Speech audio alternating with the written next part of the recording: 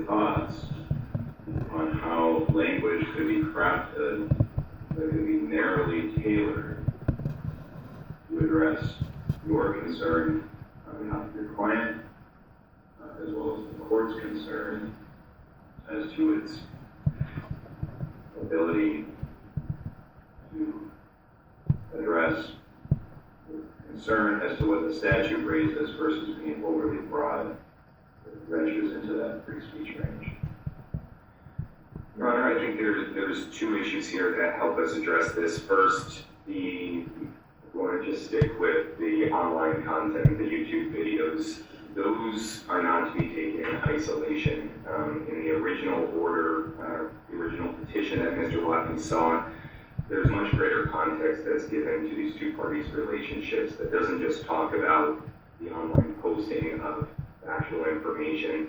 It speaks to plenty of other things that the respondent has done that is directly harassment in terms of making vague threats, countdown clocks to events that may happen to Mr. Watney at the hands of respondents in this case. And when you look at those other, maybe more specific harassing type conduct in conjunction with these videos and these flyers and these pieces of clothing, it takes on a different tone than just someone who is posting factual information, so to speak.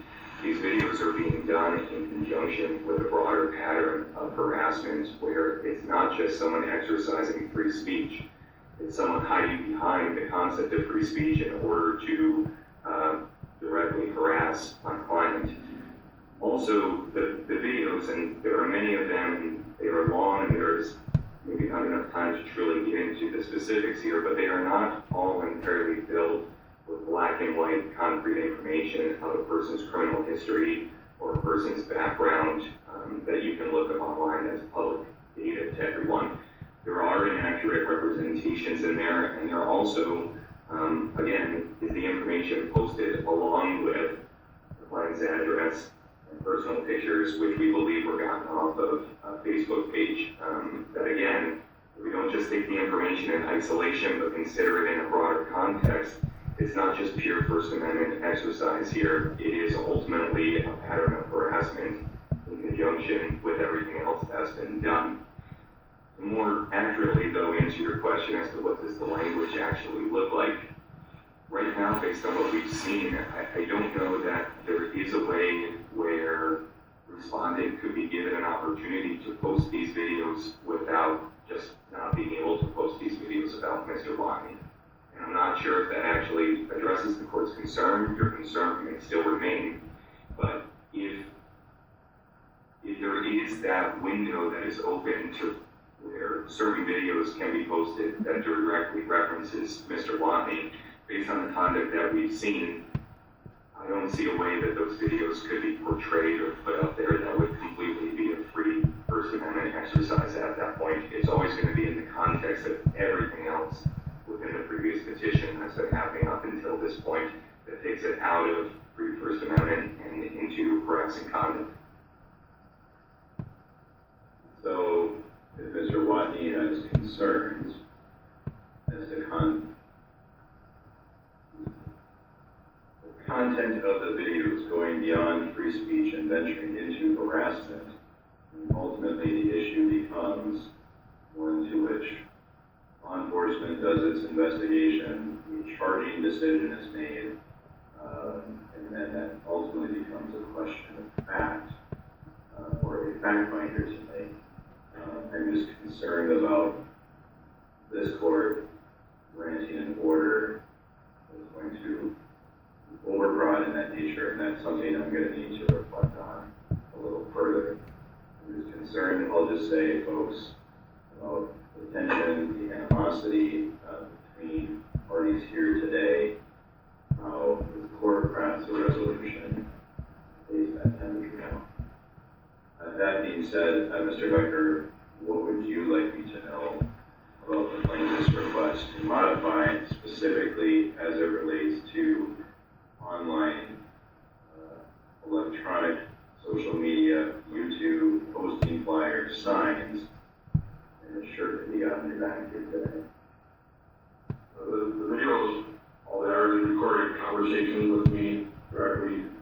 conversations with the probation officer, the social services, the child protection. Me threatening or whatever, it's just my recording of a straight conversation, talking with them, all that after finding out about my daughter, living under the same roof as a sex offender. I haven't seen my daughter one time since she's been 1 year old and when she's 19. I found this out like 18 months ago. The first thing I did is call Florida County Probation. Told them what was going on, what my concern was. We need to run around. I recorded all my conversations, so there's no miscommunication. There's no he said, she said. It's straight.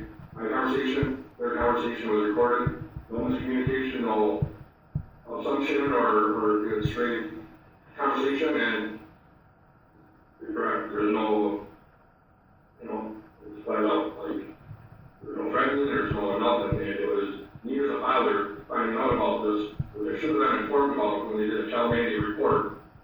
And they did it for me on purpose. And then when I try to deal with it, what am I supposed to do? Call them and question them about it. I call them and question them. Call this person. Okay, I call this person. So I documented every single call I made from every single one they told me to call and contact. All of them. And I did it. And I posted out there for everyone here so you know, oh, well, we didn't say that, we didn't say this.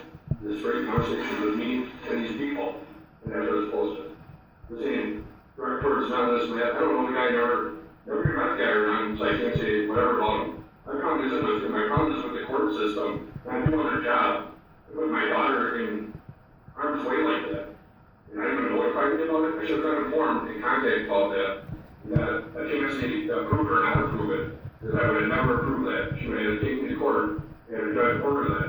I always had joint legal rights. The one time I see my daughter in 18 years. And I gotta find something like this out.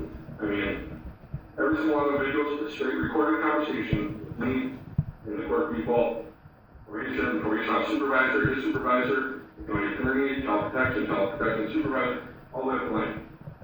All that is a straight conversation with me and them. I recorded it, and all that.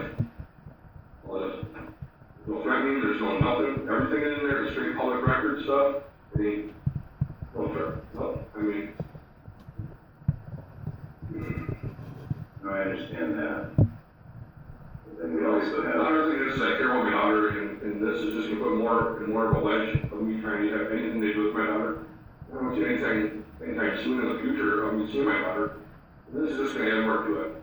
I want more added to it. I said from the beginning of the videos, we don't want to go down all these roads. If I got to go down all the roads, we go down the roads because I'm a father. And if I find out about my kid, get around that, I mean, it just. That holds me. Mr. Becker, I'm sorry, that's okay. But it's not okay. I'm the magic one. I can't change the past. And I just don't want to I don't want any of this to be worse. I don't want it to be harder. I mean, eventually at some point, if I have anything to do with my daughter, obviously I'm going to have communication with him or my ex. I mean, at some point, I don't wear that. I'd rather have no friction because it's going to make it hard on my daughter. And that's all I care about. I never get any stuff in it. Mr. Becker, here's something I want you to reflect on.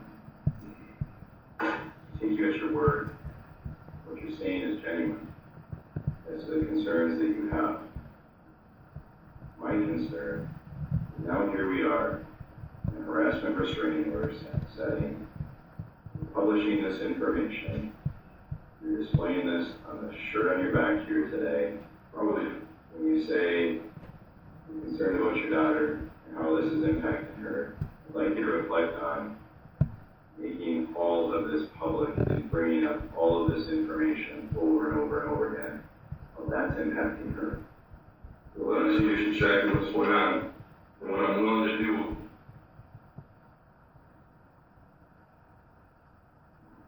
I understand, Mr. Becker. I was informed about it when they were supposed to inform me. We wouldn't be here today. No, the taxi did not do their job. Did not do their job. They allowed him to be around here, live under the same roof for how many years? Never seen that, never contact, nothing. If they would have done their job, we would not be here today. You hear the rude guy beating on the table? They intentionally did hide it and withhold it. And you can see by the recording conversations with them, straight conversation with me and them, there's no dispute on what was going on, what was said. So. All right. folks, I need to think very carefully about this issue and what is the right way to proceed. At this point, I'm going to take the matter under advisement. I'm going to review the history on this file one more time, and I will issue an order on how I'm going to work on this for today's purposes. So as he says, yet here we are today with the restraining order, blah, blah, in front of us. I did everything I did and everything I could from day one on the right and proper procedures of dealing with the courts. I'm trying to see my kid, trying to have visits with my kid, trying to have something to do with my kid.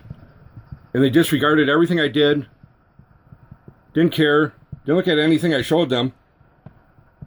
After filing papers so many times to try and see my kid, they put a block on it and said I couldn't file papers anymore. Said I was being vindictive.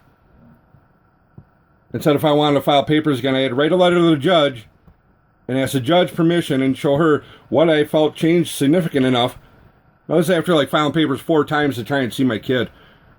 What makes you think I'm going to write a letter and then say something different than what I've already been saying all along? I mean, really? And yeah, here we are again today and tomorrow and the next. I've done what I could to try and resolve shit, to try and be pushing shit in a positive way. Like I said, I posted all my shit up there, straight up on YouTube, so there's no question, no, he said, she said, it's straight fact. I showed all my text messages, my conversation, her conversation, and it shows clearly what was going on. All these lies and misleading, I don't know, and this is why I recorded it and posted it all out there. To show exactly, solid fact, straight fact,